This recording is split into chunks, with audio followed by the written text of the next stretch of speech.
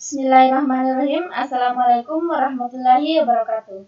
Perkenalkan, saya Nur Hidayah, NIM 17921140008, akan menjelaskan mengenai seminar proposal saya yang berjudul Analisis Akuntabilitas dan Peran Perangkat Desa terhadap Pengelolaan Dana Desa. Studi kasus pada kantor desa Poliwalie, Kecamatan Giliran, Kabupaten Wajo.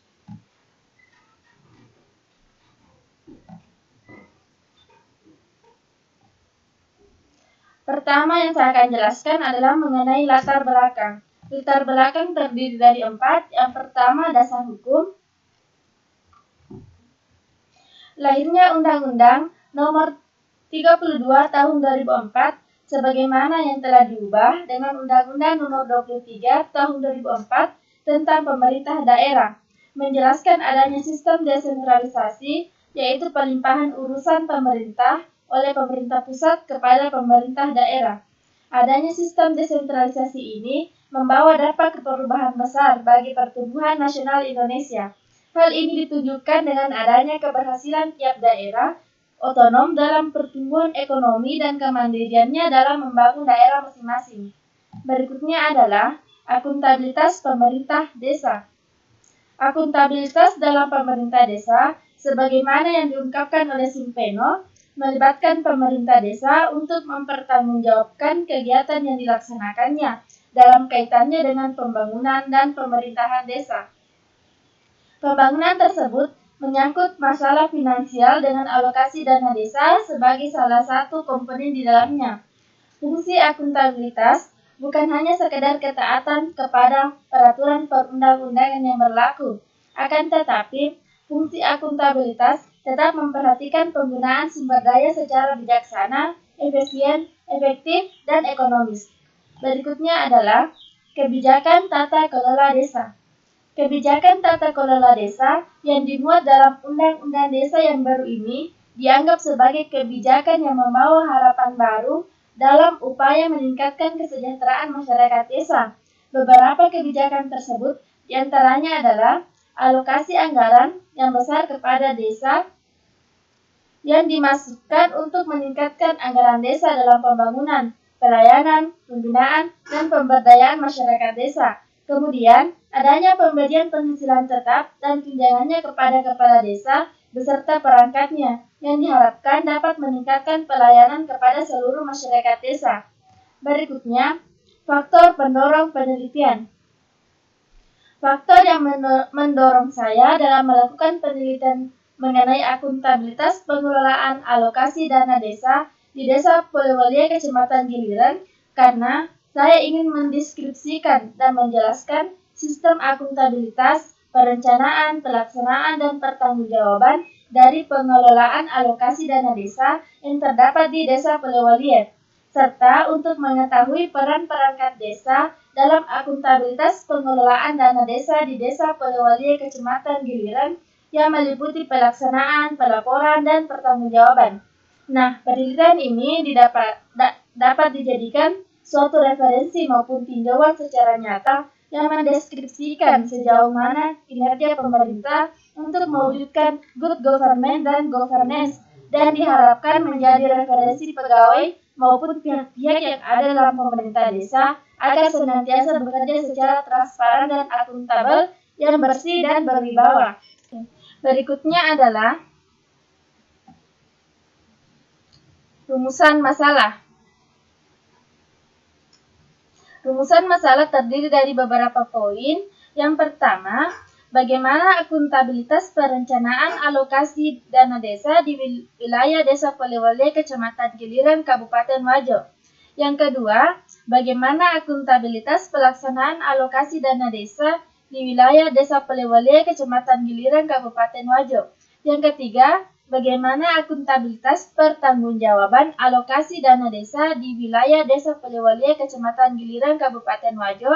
Dan yang terakhir, apakah perangkat desa berperan dalam akuntabilitas pengelolaan dana desa di Desa Poliwalie, Kecamatan Giliran, Kabupaten Wajo. Berikutnya adalah tujuan.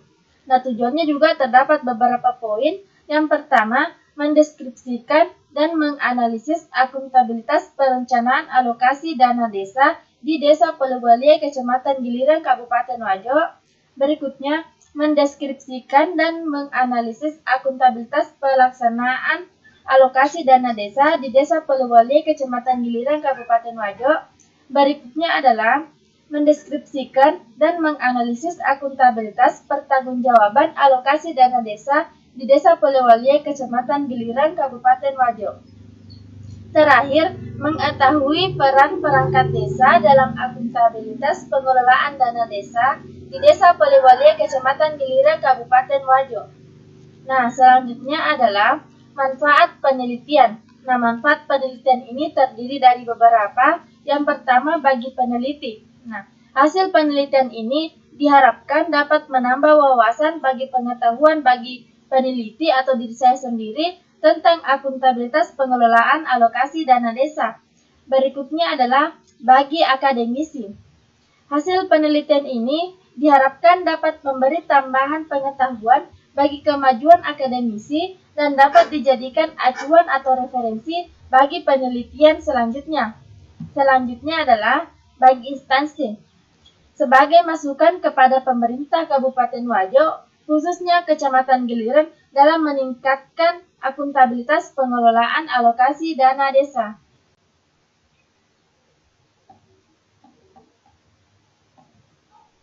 Baiklah, berikutnya saya akan menjelaskan mengenai tinjauan pustaka yang terdiri dari yang pertama, akuntansi sektor publik. Menurut Mardiasmo, akuntansi sektor publik memiliki kaitan erat dengan penerapan dan perlakuan akuntansi pada domain publik yang memiliki wilayah lebih luas dan kompleks dibandingkan sektor swasta atau bisnis secara kelembagaan. Akuntansi sektor publik sendiri merupakan suatu proses yang dilakukan dalam rangka mengelola dana yang sumbernya berasal dari publik yang pada akhirnya akan dipertanggungjawabkan kepada publik sehingga pengelolaannya membutuhkan keterbukaan dan akuntabilitas. Berikutnya, akuntabilitas. Nah, salah satu prinsip yang perlu dicapai dalam tata kelola pemerintahan yang baik atau good governance adalah akuntabilitas.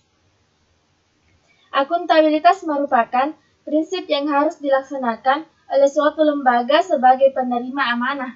Pelaksanaannya berupa pengungkapan segala macam aktivitas khusus, aktivitas dalam penggunaan dana publik yang dilakukan dalam bentuk pelaporan pertanggungjawaban untuk kemudian disampaikan kepada pihak-pihak yang telah memberikan amanah. Pelaksanaan akuntabilitas ini didasarkan pada dimensi-dimensi yang harus dipenuhi oleh organisasi sektor publik. Dimensi-dimensi tersebut diantaranya akuntabilitas kejujuran dan akuntabilitas hukum.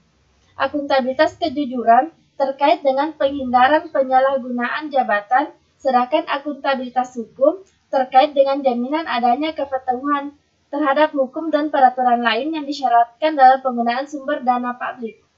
Berikutnya adalah akuntabilitas proses. Akuntabilitas proses terkait dengan apakah prosedur yang digunakan dalam pelaksanaan tugas sudah cukup baik.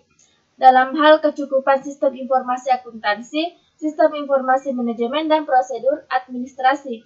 Berikutnya adalah akuntabilitas program. Akuntabilitas program terkait dengan pertimbangan apakah tujuan yang ditetapkan dapat dicapai atau tidak, dan apakah yang telah mempertimbangkan alternatif program yang memberikan hasil yang optimal dengan biaya yang minimal. Berikutnya, akuntabilitas kebijakan. Akuntabilitas kebijakan terkait dengan pertanggungjawaban pemerintah, baik pemerintah pusat maupun pemerintah daerah, atas kebijakan-kebijakan yang diambil pemerintah terhadap DPR atau DPRD dan masyarakat luas. Berikutnya, desa. Istilah desa berasal dari bahasa India, yaitu Swadesi, yang berarti tempat asal, tempat tinggal, negeri asal, atau tanah leluhur, yang merujuk pada kesatuan hidup dengan suatu norma dan memiliki batas wilayah yang jelas. Berikutnya, pemerintah desa. Menurut Peraturan Pemerintah Nomor 113 Tahun 2014, pemerintah desa adalah penyelenggara urusan pemerintahan dan kepentingan masyarakat setempat dalam sistem pemerintahan Negara Kesatuan Republik Indonesia.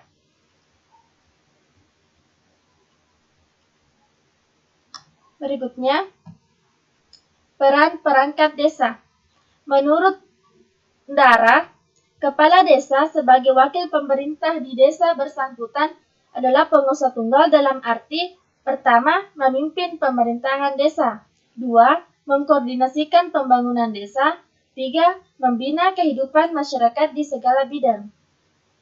Kemudian, menurut Wijaya, yang dimaksud dengan peran perangkat desa adalah sebagai berikut. Yang pertama, unsur staf, yaitu unsur pelaksana kesekretariatan atau sekretaris desa yang bertanggung jawab kepada kepala desa.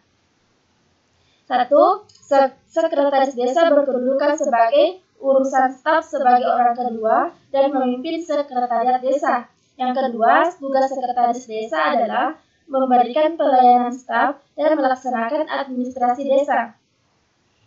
Berikutnya adalah fungsi sekretaris desa, yaitu yang pertama, kegiatan surat menyurat, kearsipan, dan pelaporan. Yang kedua, kegiatan pemerintahan dan keuangan desa.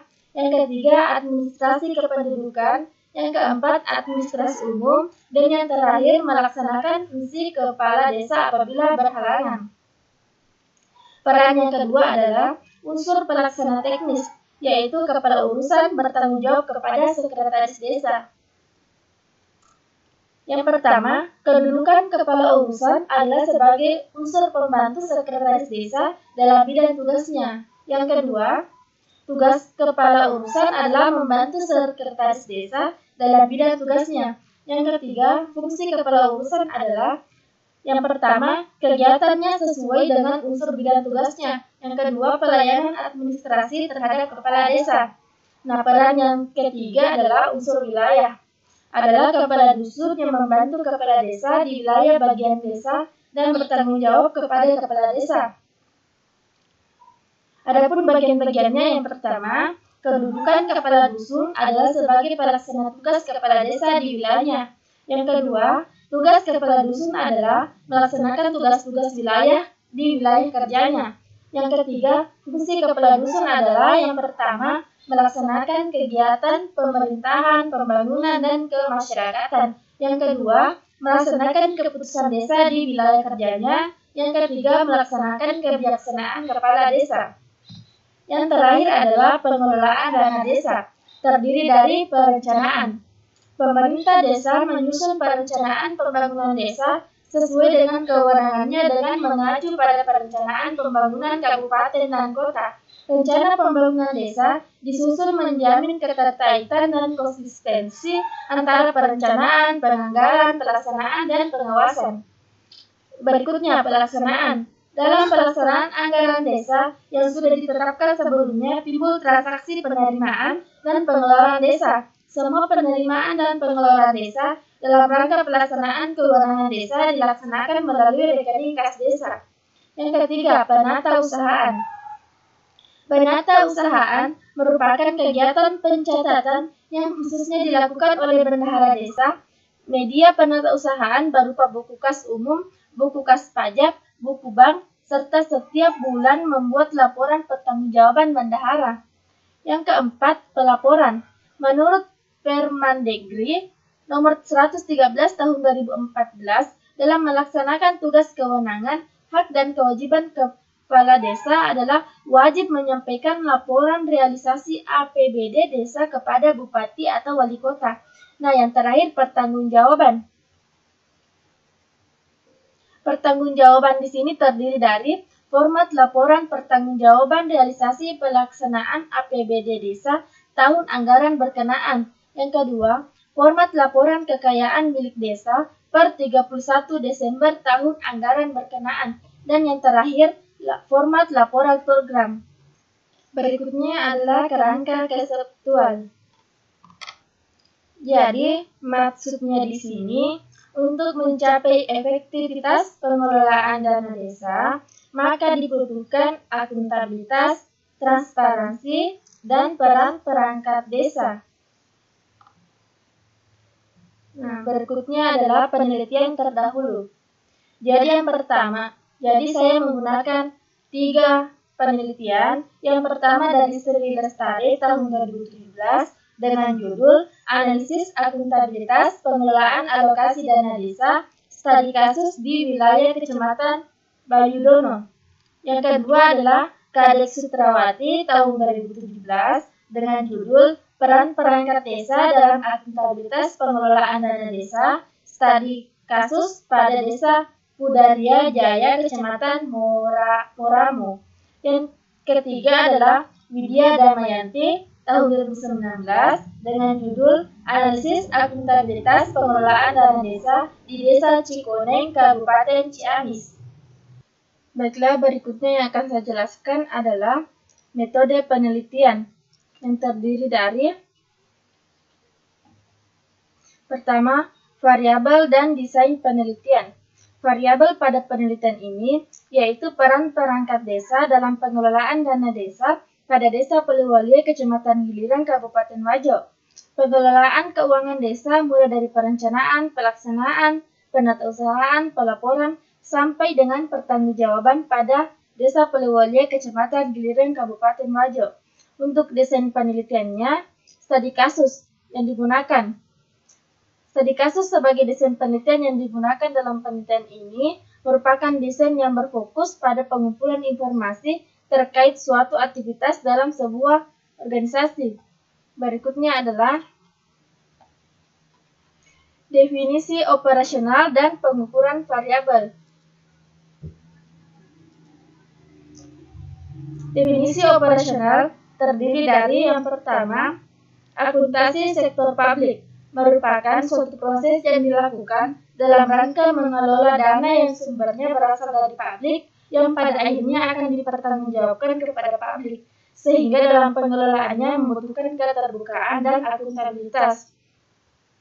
Berikutnya adalah akuntabilitas, merupakan prinsip yang harus dilaksanakan oleh suatu lembaga sebagai penerima amanah. Pelaksanaannya berupa pengungkapan segala macam aktivitas, khususnya aktivitas dalam penggunaan dana publik yang dilakukan dalam bentuk pelaporan pertanggungjawaban untuk kemudian disampaikan kepada pihak-pihak yang telah memberikan amanah.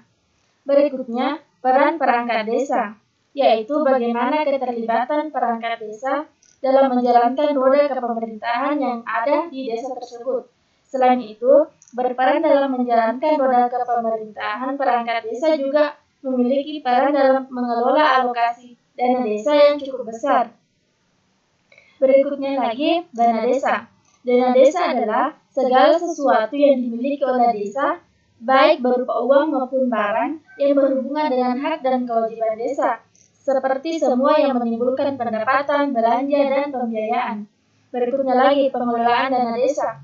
Pengelolaan dana desa adalah suatu proses kegiatan yang meliputi perencanaan, pelaksanaan, penatausahaan, pelaporan, dan pertanggungjawaban keuangan desa. Yang terakhir, pengelolaan dana desa diharapkan dapat menjadi pedoman dalam pengelolaan keuangan desa karena di dalamnya telah mencakup berbagai prosedur pengelolaan keuangan desa mulai dari perencanaan, pelaksanaan, penatausahaan, pelaporan, sampai dengan pertanggungjawaban. Untuk pengukuran variabelnya, menganalisis pengelola keuangan dana desa di Desa Poliwali, Kecamatan Giliran, Kabupaten Wajo dengan Peraturan Menteri Dalam Negara Republik Indonesia Nomor 113 Tahun 2014 dan sesuai dengan Pedoman Pengelolaan Keuangan Desa oleh Badan Pengawasan Keuangan dan Pembangunan. Adapun indikator pengelolaan keuangan desa yaitu perencanaan, penganggaran, pelaksanaan, penatausahaan, pelaporan, dan pertanggungjawaban. Berikutnya adalah populasi dan sampel. Populasi dalam penelitian ini adalah seluruh perangkat desa yang berjumlah 9 orang, yang terdiri dari kepala desa, sekretaris desa, bendahara desa, kepala seksi 2 orang, kepala urusan 2 orang, dan kepala dusun 2 orang. Untuk sampel, metode pemilihan sampel pada penelitian ini yaitu metode sensus atau sampel jenuh, yaitu penyebaran kuesioner yang dilakukan kepada seluruh populasi sehingga sampel pada penelitian ini hanya berjumlah 9 orang. Berikutnya, teknik pengumpulan data. Teknik pengumpulan data terdiri dari 3. Yang pertama, kuesioner, yaitu teknik pengumpulan data melalui penyebaran angket yang berisi pertanyaan kepada seluruh responden pada penelitian ini. Yang kedua, wawancara, yaitu teknik pengumpulan data melalui tanya jawab secara langsung dengan perangkat desa yang menjadi responden pada penelitian ini. Yang ketiga, dokumentasi, yaitu teknik pengumpulan data berupa dokumen-dokumen lembaga yang sesuai dengan masalah yang dibahas pada penelitian ini. Terakhir, teknik analisis data. Teknik analisis data yang digunakan dalam penelitian ini adalah menggunakan metode deskriptif dengan pendekatan kuantitatif, yaitu metode yang menggambarkan keadaan sebenarnya secara sistematik, faktual, akurat, mengenai akuntabilitas dan peran perangkat desa dalam pengelolaan dana desa. Nah, demikianlah yang saya dapat sampaikan dalam seminar proposal kali ini. Apabila ada salah kata, mohon dimaafkan. Assalamualaikum warahmatullahi wabarakatuh.